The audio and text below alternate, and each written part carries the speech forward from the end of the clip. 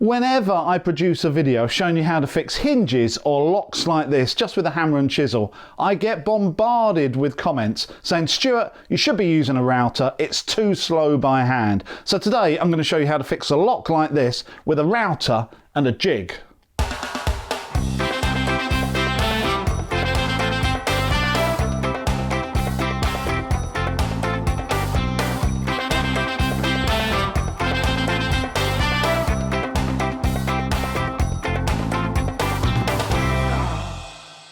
I've got some locks to install coming up on some oak doors, so I've invested in a jig. Now, a jig, whether it be for metalwork or woodwork, is essentially a frame which helps you replicate a process over and over again. And if it's set up right, you get an exact result time and time again.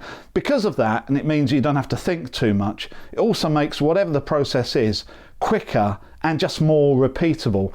So the jig that I've got here essentially clamps to the side of the door, and then it has an opening which means you can route out for a lock. That's both the mortise section and the faceplate. Now, to do that you do need a router that can hold a guide bush. This is a 30mm guide bush and it uses a 12mm cutter in the middle of it.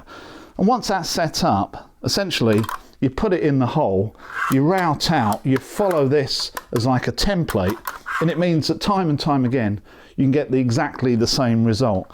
As you can imagine, with a 12mm cutter in the middle of this, there is a gap between the side of this bush and the cutter, and that has been taken into account on this plate. The plate is bigger than the actual mortise in this case, which means that you end up with exactly the right result. So the plates you get on a jig like this are sized for the lock you're using. It comes with a number of different plates which correspond exactly to the sizes of lots of mainstream sash and deadlocks. And it comes with a chart showing you which plate to use for each lock, and it covers the main manufacturers like Chubb, Union, Yale, even Travis Perkins and Screwfix, and different locks in their range. And essentially for each lock you use two plates. The first one is a smaller plate, which means you can route out for the mortise, that's the body of the lock. And once you've done that, this just comes off because it's on a couple of magnets. And then you put another plate in, which dictates the size of your faceplate, which you once again you'll route out in exactly the same way. It's just going to be a lot shallower. Now both of those you'll use with the jig without moving it, so it means that both are lined up exactly. And this is why carpenters like to use things like this, because once they're set up they use it on one door after another and produce the same high quality result really very quickly. So today I'm going to be installing a secondary lock on my workshop door without taking it off, which I've done before. But before I do that, I think I'll show you how this works on the workbench. I clamp my pretend door to the workbench, albeit not very well, you'll see it wobbling about in a minute, and mark its centre line. I don't own a centre line marking thingy, so I just use trial and error with my combination square until I mark the same line from both sides.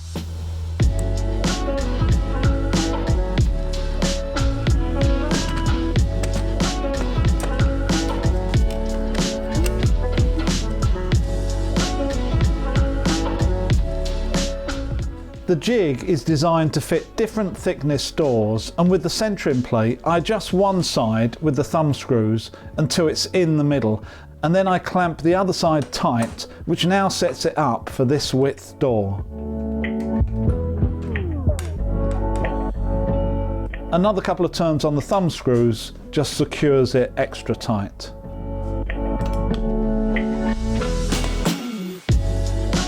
To fit the guide bush on my router, I first fit a centering bit that came with the router, which the guide bush fits onto perfectly to make sure that it's exactly centered to the spindle and the cutter.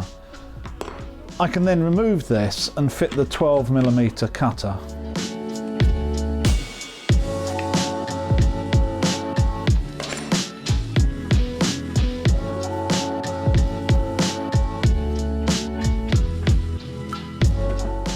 The deep mortise is best cut first, and it's best to cut this using a series of plunges a bit like using a drill into wood, to remove most of the material.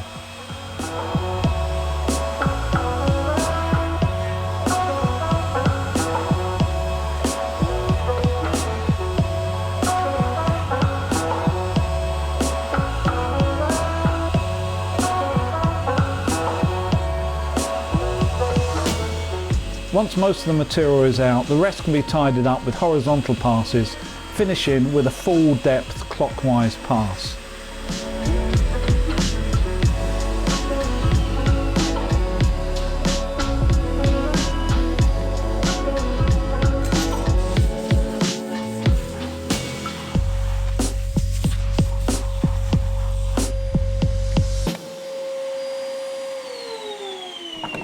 So that went quite nicely, and I've got a full depth mortise there because I've got this extra long cutter, so that's worked out quite nice and it fits in there just right.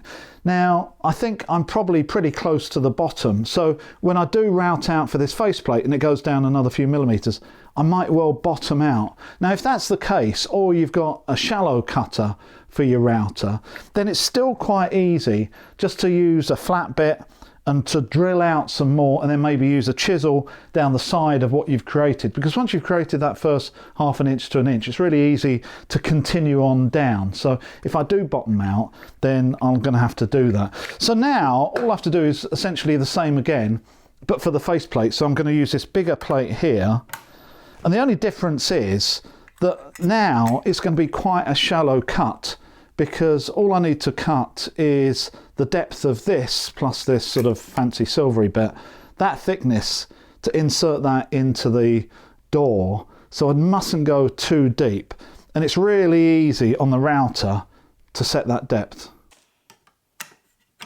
With the router on the jig, all I do is move it down slowly until the cutter touches the door face, and then lock it off.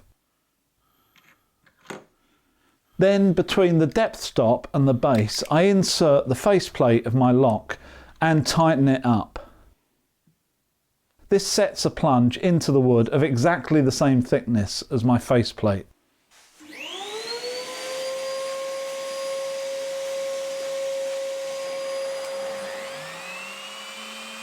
This jig is definitely a long-term investment. If you're interested in having a look at one, I put an Amazon link to it in the description below.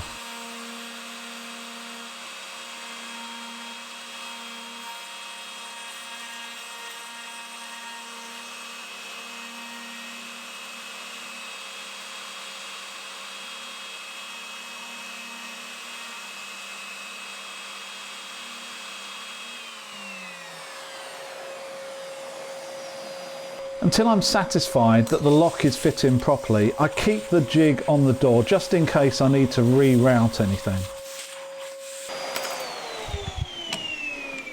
So that's worked out quite nice, although some of you would have already noticed that on my lock I've got corners on the faceplate, and because I've been using a 12mm router cutter, I've actually got curves on the corners. So all we need to do now is just tidy those up, and there's two ways of doing it. You can very easily use a chisel in the traditional way, but if you've got one of these corner punches, this is a lot quicker and probably more accurate way of doing it, and because I've got one, this is what I'm going to use.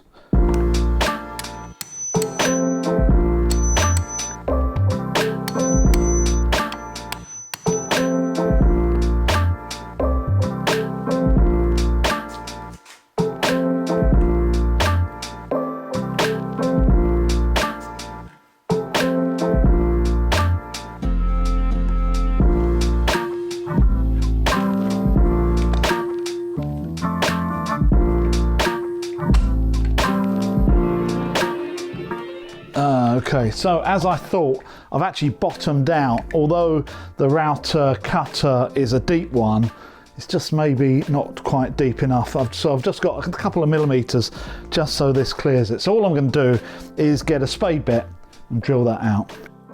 This depth is so close to working, I might have got away with it if I'd fitted the cutter a couple of millimeters further out of the router collet. However, it doesn't take 2 minutes just to deepen it with a drill.